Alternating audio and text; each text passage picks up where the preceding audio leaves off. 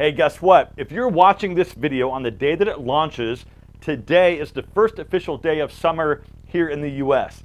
That means it's summer vacation travel season for many of us, especially now that a lot of the travel restrictions have been lifted and it's finally a lot safer to travel. So in celebration of that, I wanted to share with you some of my packing tricks that might help you if you're packing for a warm weather destination.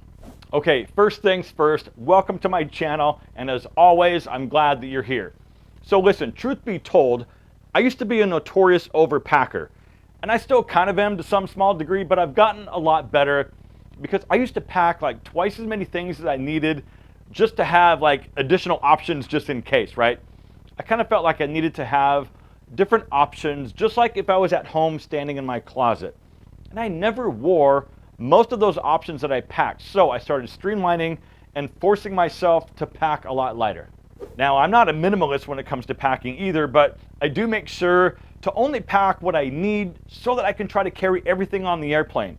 This means, for me, planning out the days and having specific wardrobe pieces planned for every single day.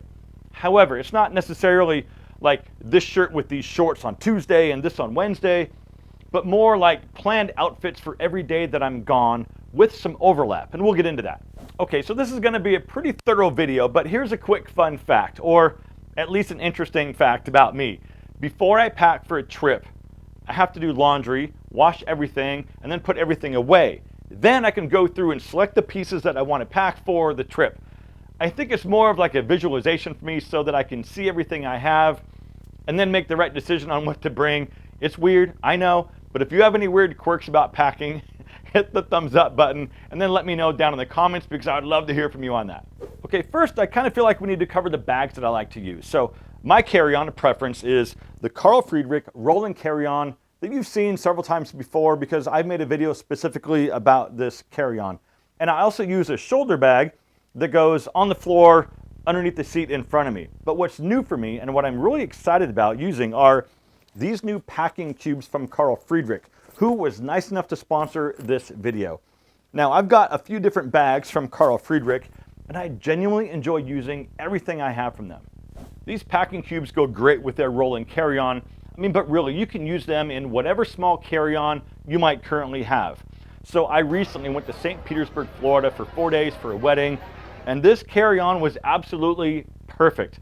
It's lightweight, but it's also very durable. But what I really love are the 360-degree spinning Japanese-designed Hinomoto wheels that are incredibly smooth and quiet. I can legit push this out ahead of me on a smooth surface at the airport, and it'll just track straight as an arrow. So if you want to go see all the KarlFriedrich luggage products, hit that first link down in the description, and for the next 30 days, use the code 40OF15 to get 15% off all KarlFriedrich products. That is a screaming deal, and I hope you find something that you like. Okay, so let's say, for example, we're all flying to Vegas for 4 days in July. And I can tell you from personal experience, because Vegas is only like a 4-hour drive from here, it's going to be very hot and dry with probably 0% chance of rain. However, I would recommend checking the local weather forecast for wherever you're going just to make sure you're prepared. The average temperature in Vegas in July is like 105 degrees Fahrenheit during the day and around 68 degrees at night. So we're dealing with a pretty significant temperature swing. And I know that if I'm in Vegas for a few days, I'm doing at least one fancy casino night with dinner and drinks. So I'm going to be looking to pack a nice pair of dress pants, a sports jacket, a nice pair of shoes, and of course a dress shirt. Now, to save room in my carry-on, I'm going to wear the jacket on the plane. Okay, so during the day, we're going to be seeing all the sights and walking the strip. So I'm going to need a very comfortable pair of sneakers. Because don't even think about spending all day walking around Vegas in flip-flops because your feet will be absolutely wrecked. So I'm going to be wearing shorts pretty much every single day. So I'm going to pack 2 or 3 pair.